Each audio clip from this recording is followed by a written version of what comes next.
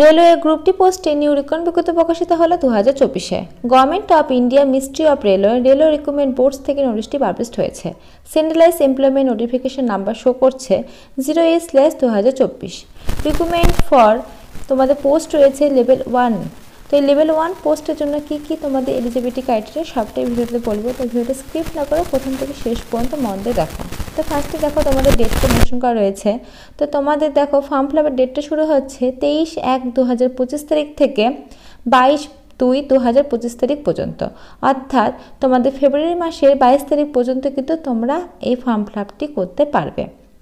আচ্ছা, name of the post রয়েছে তোমাদের দেখো ভেরিয়াস পোস্ট ইন লেভেল 1 নিয়ে তোমাদের নেওয়া হচ্ছে।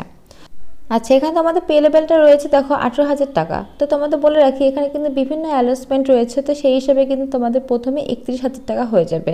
18,000 টাকা দিলেও কিন্তু তোমাদের বিভিন্ন অ্যালাউন্সমেন্ট দিয়ে এইচআরে দিয়ে কিন্তু তোমাদের 31,000 টাকা হয়ে যাবে, এবং লাস্ট পর্যন্ত তোমাদের রয়েছে 70,000 টাকা পর্যন্ত কিন্তু তোমাদের স্যালারি লেভেলটা হবে। আচ্ছা, তারপর তোমাদের কি বলেছে দেখো এখানে বয়সটা 18 থেকে 36-এর মধ্যে তোমাদের কিন্তু এজ লিমিটটা হতে হবে। 32,000 শূন্য পদে কিন্তু তোমাদের এই নিয়োগটা শুরু হতে চলেছে। তো এখনও শুরু হয়নি, খুব তাড়াতাড়ি কিন্তু শুরু হয়ে যাবে। 23 তারিখ থেকে কিন্তু শুরু হবে। আর তোমাদের দেখো এখানে বলে দিয়েছে দেখো তোমাদের সমস্ত কিছু কিন্তু ধরা হবে 1/7/2025 তারিখ অনুসারে। এজ লিমিট থেকে শুরু করে সমস্ত কিছুই কিন্তু 1/7/2025 তারিখ অনুসারে তোমাদের কিন্তু ধরা হবে, এখানে কিন্তু বলে দেওয়া রয়েছে।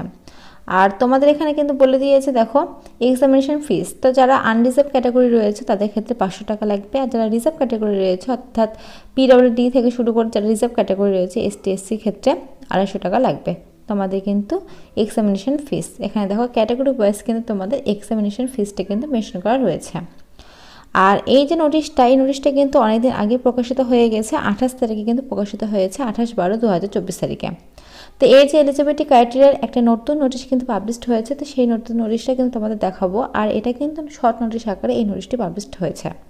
আচ্ছা, এই হচ্ছে শর্ট নোটিশ। তো এই নোটিশের মাধ্যমে তোমাদের আমি বলে দেবো যে কী তোমাদের এডুকেশন কোয়ালিফিকেশান চেয়েছে। আচ্ছা, এডুকেশন কোয়ালিফিকেশনের ক্ষেত্রে বলি তোমাদের কিন্তু 10 পাস হলে তোমরা এখানে আবেদনটা করতে পারবে। 10 পাস অথবা তোমরা যদি আইটিআই কমপ্লিট থাকে তাহলে কিন্তু আবেদন করতে পারবে। এ বাদেও তোমাদের যদি অ্যাপ্রেন্টিসশিপের যদি সার্টিফিকেটটা থাকে, অর্থাৎ বিভিন্ন ধরনের কিন্তু অ্যাপ্রেন্টিসশিপের ট্রেনিংগুলো হয়, তো সেই ট্রেনিংগুলো যদি তোমাদের করা থাকে তাহলে কিন্তু তোমরা এখানে অ্যাপ্লাইটা করতে পারবে।